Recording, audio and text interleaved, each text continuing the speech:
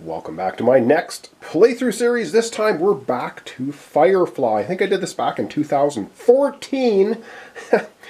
We're back at it, and we're using the whole damn verse, which is the giant playmat that I have for the game as well, which spans the two expansions on either side of the game board. And we're going to be doing a full 3-player game. Now, I do have Fireflies already set up. I've done part of the setup already, so we're going to get to that. So we are going to take a look at the setup sheet right now and have a look at how we get things set up for our game. Alright, so we are going to be using the setup sheet, which is called the Brown Coat Way. And it says story cards take precedence over setup cards. So we're going to take a look at our story card here in a second, which will be coming up right away. But we'll quickly run through this. So the goal of the game, first, choose a story card. I have chosen a story card. It's called Harkins Folly. We're going to find out what we need to do to win the game. But we will go through all of this stuff first. So the nav decks, shuffle the Alliance Cruiser and Reaver Cutter cards into the nav decks regardless of player count. So that has been done. With the whole damn verse, you have rim space, which is on the far reaches of either side of the board. Then you have border space, which is close to, of course, Alliance space here. And we have cards for movement. You'll see how it all works when we play the game. It's actually very, very fun. It does take a long time. I do have every single expansion for the game. I'm not using piracy, though, and we're not using... there's some agenda cards that come up. There's a few things I'm just not going to use. We're doing kind of a standard game, so there won't be any like true PvP. Although you can steal people's disgruntled crews and things like that. Alright, so that's the nav decks done. Alliance and Reaver ships set up as standard. So we have the Corvette set up at Cortex Relay 2. We have the Alliance Cruiser set up at Londinium. And we have 3 Reaver ships set up in Reaver space. Yes, 3 of them. And again, you'll get into everything as we play the game. Starting capital. Now this is different. Everyone starts with 12,000 credits. Now that sounds like a lot. However, we get to the next step. All players roll a die. I've already done all of this. We'll get to the ships and the characters here in a second. Player with the highest result selects a leader, blah, blah. So bottom line is players don't receive any free starting fuel or parts. And once all players have their ship and chosen their leader, which I've already done, you'll see that here in a minute, everyone may buy fuel for $100 a fuel, $300 a part for parts, and nobody starts with any jobs. The standard setup is you take a job from each of the 5 main characters, and you get to choose 2 of them, or 3 I think it is. Anyway, we're not doing that. Nobody starts with jobs. They have to actually go to locations where some of the contacts are and actually start fishing for jobs to get going in the verse. And then priming the pump is standard. So after everyone's done everything they have already, then we're going to look at priming the pump, which means we're going to look at every location, and we're going to look at the top 3 cards, and that's going to form the discard pile for those locations. All right. Oh, man, there's so much. So we're going to take a look at Harkins Folly. Then we're going to take a look at our 3 characters. We will be playing 1 character, obviously, from our standpoint. The other 2 are going to have their the things they're trying to accomplish hidden from the camera view. So we watching won't know what they're up to. Of course I will, because I'm playing all 3 players. But you as the viewers will just see it from our standpoint, and where the other 2 characters will be buzzing around the board doing things, and we won't be 100% sure what it is exactly they're doing. Alright, let's take a look at Harkins Folly. Alright, so this is the meat and potatoes of our actual game. It says, Commander Harkin has been entrusted by the Alliance to provide security for a gathering of Alliance VIPs and Parliament officials.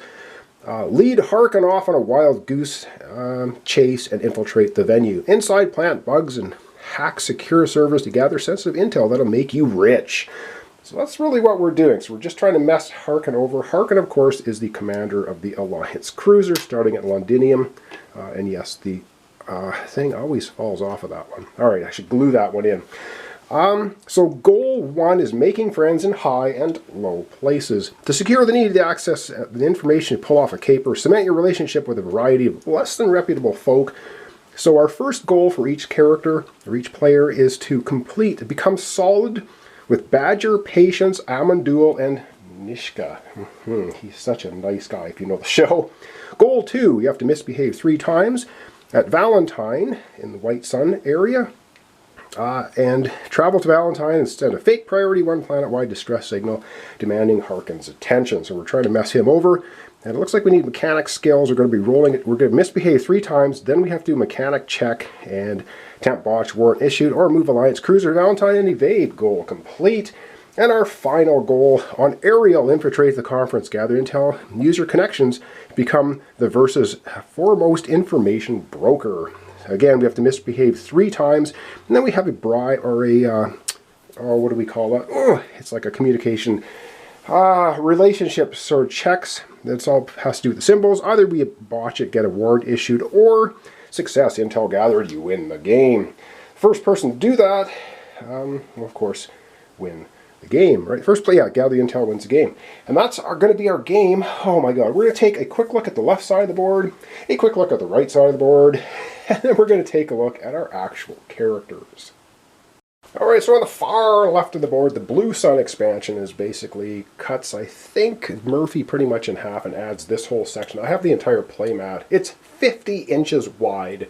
My table's only 3 feet by 5 feet. So yeah, I don't have a lot of space. I'm actually using 3 tables to film this. I have 2 other little smaller tables to use for our characters and their playmats, and I have my main table here for all the card decks and the entire huge board. You can see our 3 Reaver ships start up here in Reaver space, and we have these threat tokens that we'll be using in the game. Whenever Reaver ship leaves a space and moves to another one, it drops a threat token behind. Every time you enter a space with threat tokens, you have to roll a die. If you roll equal to or less than the number of threat tokens, a Reaver ship will hit you. That goes the same with Alliance space for the Alliance cruiser, which is right here. We'll be doing the same thing. You don't want to be a total criminal with the Alliance cruiser checking up on you, because being bad is not good. We're also playing with the Alliance Corvette, which takes us to the other side of the board. Yes, this game is massive. So the Alliance Corvette starts here at Cortex Relay 2, and all of the travel decks and stuff have the Corvette and Reavers, and everything's all mixed all in there. And as you can see, our starting locations. Guess I might as well tell you the starting locations. We are going to be starting here. We're going to be playing in the orange ship. We'll take a look at our character and our specifications here in a second. We're starting off at Amandul's place at the Space Bazaar. And I did all this per the setup rules, but we're not going to go through that because it'll take a long time. We have our other player, purple player, starting with Badger at Persephone. Yes, I called it Persephone. God, don't even watch that playthrough. And then we have our third player over at Fanty and Mingo's place here at Beaumont. And the reason everyone started off, well, it just makes sense. Starting off at a contact location with a planet location to buy stuff, because otherwise you don't want to get too far behind. So we have a Reaver Cutter here, and this, of course, is the Kalidasa, if I'm saying that correctly, expansion, which I think, I'm trying to remember where that sort of chops off. And Higgins is here as well for more contacts. So the first thing we have to do is become solid with 4 contacts. Not going to be easy, and the 4 contacts we need are Patience, Badger, Nishka, and Amandul. So yeah, that's going to be just a little bit tricky. Alright, let's take a look at our actual characters. Alrighty, let's take a look at our first adversary, and that's going to be Captain Nandy. And Nandy here has a heart of gold. So her special ability is actually pretty cool. Is she can hire crew at no cost. Ooh, okay, that's pretty good. She's moral. She has companion keyword, and you'll see how keywords and stuff work. She's got 2, I think it's diplomacy as the green ones, and 1 gun. So she's more of a talker than a fighter, but she's good enough with both. And her ship, the Esmeralda. The Esmeralda is actually a expansion ship. Like I said, I have all expansions. The only thing I don't have is the 2 promo cards, which is Mal's Floral Bonnet, and I think there was some other, I can't remember what the other ones. That's the only thing I don't have. Anyway, so I do have the Esmeralda. Of course, a nice little purple die. Figured that would be appropriate for Nandy. And it has a mobile fuselage. Fugitives on board cannot be seized by the Alliance. So she's really heart of gold. She's going to be moving fugitives around, possibly. Yeah. Her drive core, she can move a speed of 5, so up to 5, doing a full burn, which means you have to spend a fuel. Spend a fuel to initiate a full burn. And it says, when initiating a full burn, spend 1 additional fuel to increase your maximum range by 2 this turn. So if she wants to burn 2 fuel, she can move 7. That is motoring. And she bought an upgrade for the Esmeralda, came with 2 of them, for $400. She had to pay for that. Oh, and I should say her ship itself cost $9,300. Remember, $9,300. Everyone started with $12,000.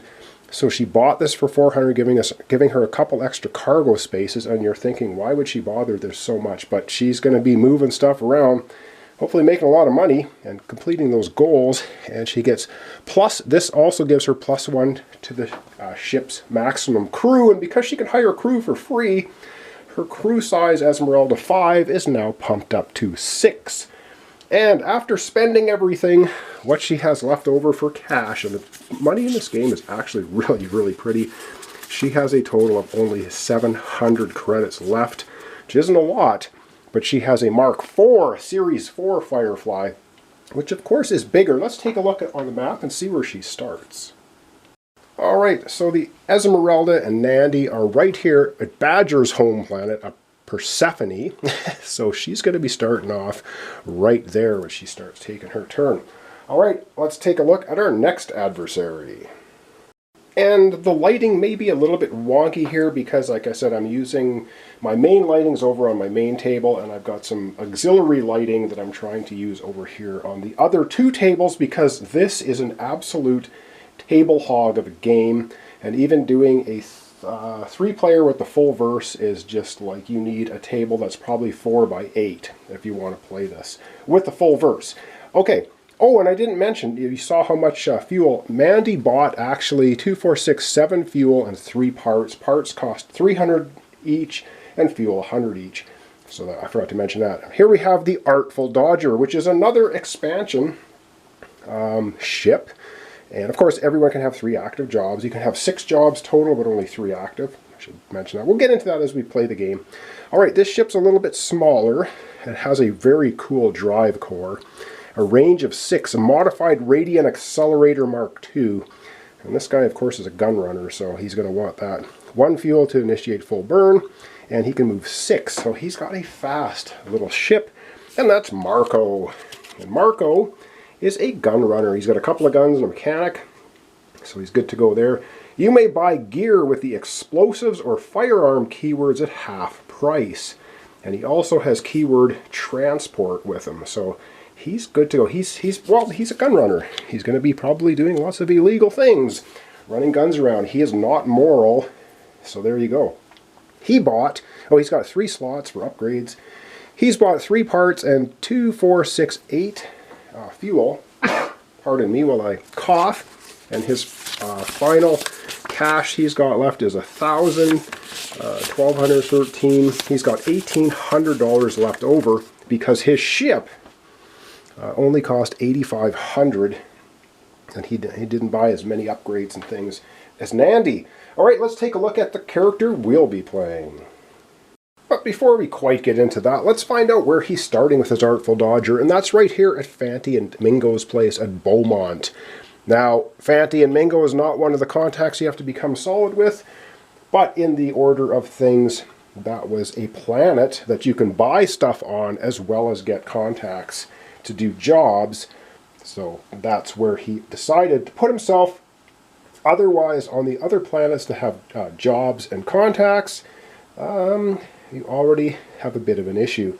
So that's why he started there. All right, let's take a look at ourselves. All right, and you're thinking, wait a second, it's not the Serenity, and we don't have Mal as a captain. Well, no, we don't. We got the Yuan Key. I think that's how you say it.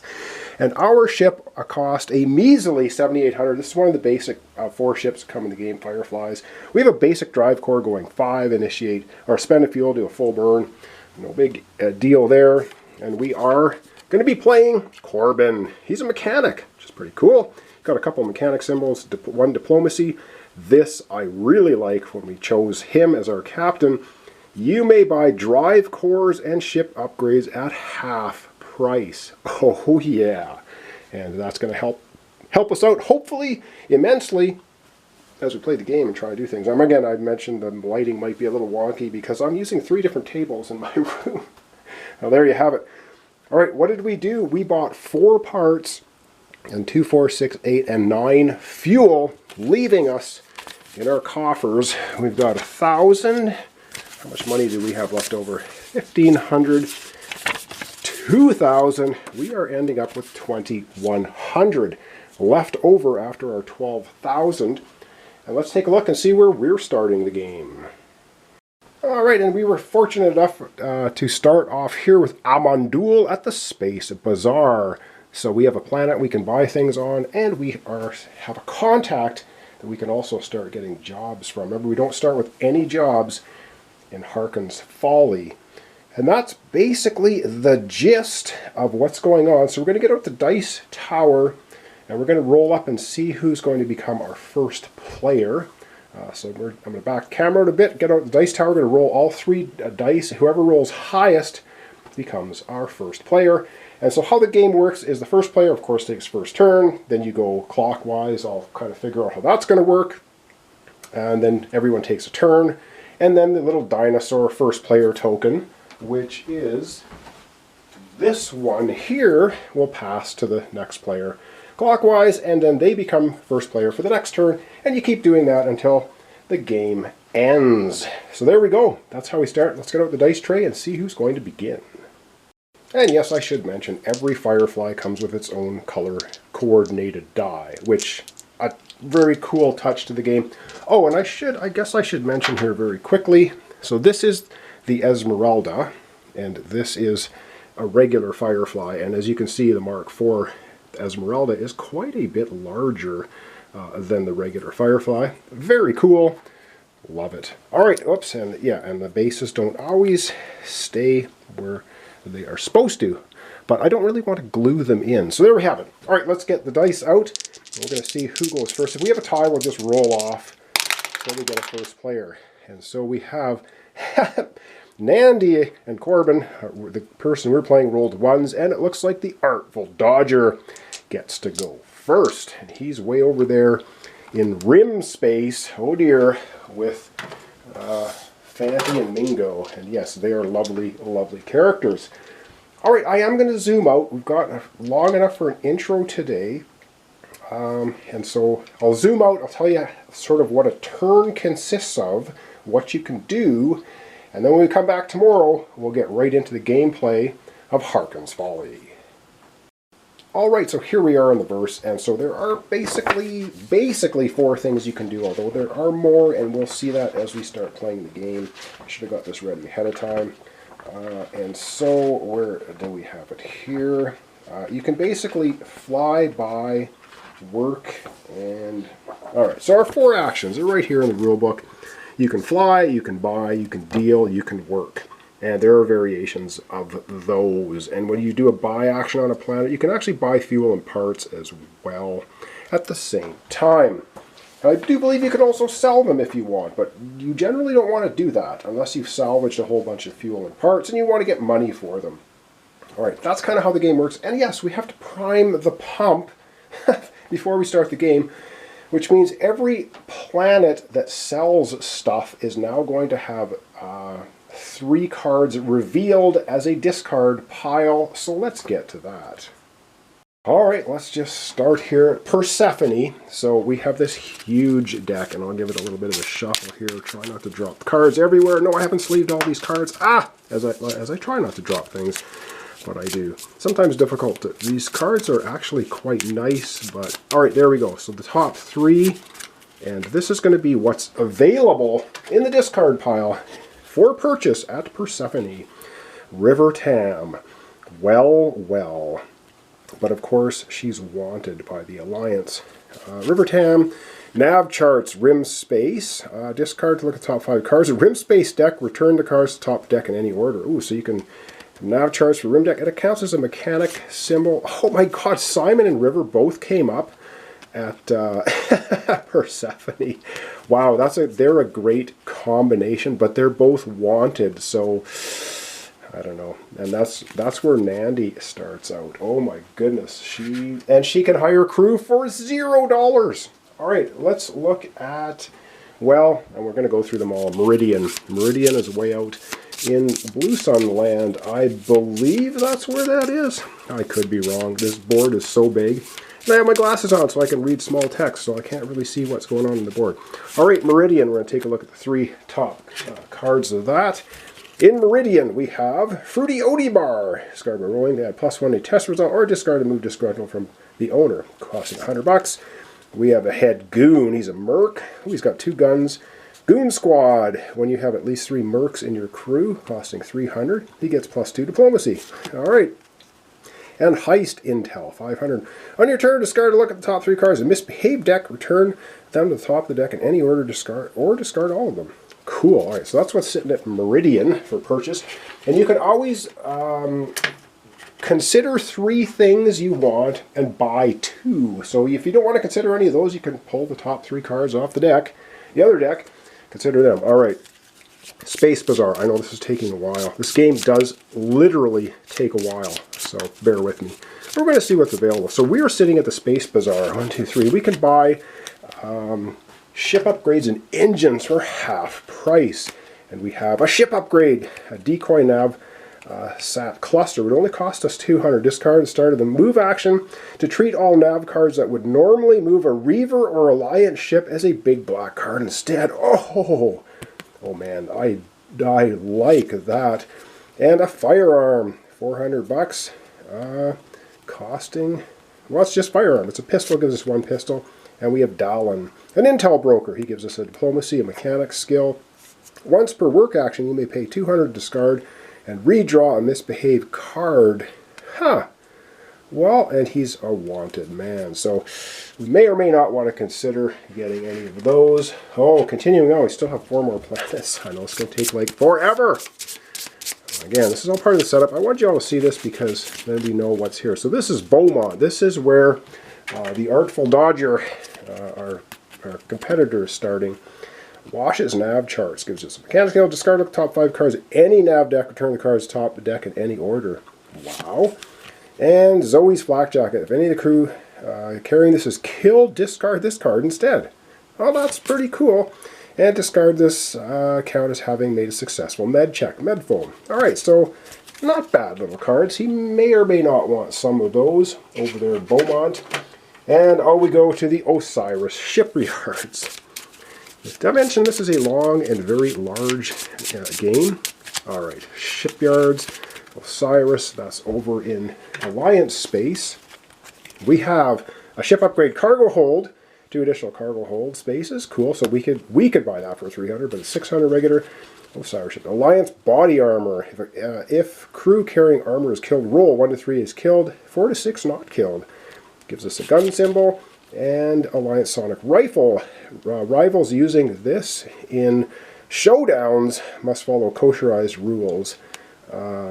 Okay, so that's something. We're not really doing showdowns because that's piracy and bounty hunter deck, so we probably ignore that. Oh my god, so many cards. Alright, over to Silverhold. I know, ridiculous amount of stuff, but it's all very cool and very fun. Alright, let's see what we got for Silverhold. This of course is just priming the pump. Okay, I should have got more card holders from Staples. A Silverhold! A gun, sniper rifle, firearm. Whoa! This counts as a gun. And of course, keywords are going to become important for misbehaving and certain things that happen. I'm going to help you out. We got Stark, Hillfolk, Angry Mob. +1 when you have at least 3 Hillfolk in the crew. There's a gun symbol. And Burgess's hovering badass space jeep. Transport firearm. Whoa! This thing is really pretty impressive. So 2 gun symbol there. So that's what's sitting at Silverhold. Ooh, that's pretty good stuff, but very expensive. And last up, Regina. And we'll see what is available there for 3 cards. I know, this video is already getting very long. 3 cards for Regina. We have Border Space Nav Charts. Counts as a mechanics skill. Discard the top 5 cards. Border Space, return in any order. Okay, that's pretty cool. We have Lund Soldier, cheap shot. May use Gear in kosherized tests. Oh, he can use gear in kosherized tests. Ooh, like rifles and guns and things. So he's 2 gun symbols. That's pretty good. He's a soldier. Not bad. And a ship upgrade. Overcharge grav thruster. +1 to full burn range. 1,000. Ooh, that would be so good for our ship to give us a 6 range. All right, so that's everything that's out there in the verse on all the different planets to buy to start with. Oh my goodness. So this is going to be Firefly the game. We're going to be doing a 3-player game, Harkins Folly. We'll begin tomorrow taking turns, starting with the Artful Dodger and Marco flying that thing. So let's see what happens. And we're going to try and win the game, of course, as Corbin in our little Yuan Key, or Wonky, as I think I'm going to call it. And we have the Esmeralda and Nandy. So thanks so much for watching along. Thanks for your comments, subscriptions, likes. This is the whole damn verse Firefly game, 3-player game. It takes up a gargantuan amount of space, but I think it's going to be kind of fun to play. So we'll see you tomorrow for the continuation Firefly 3-player Harkins Folly.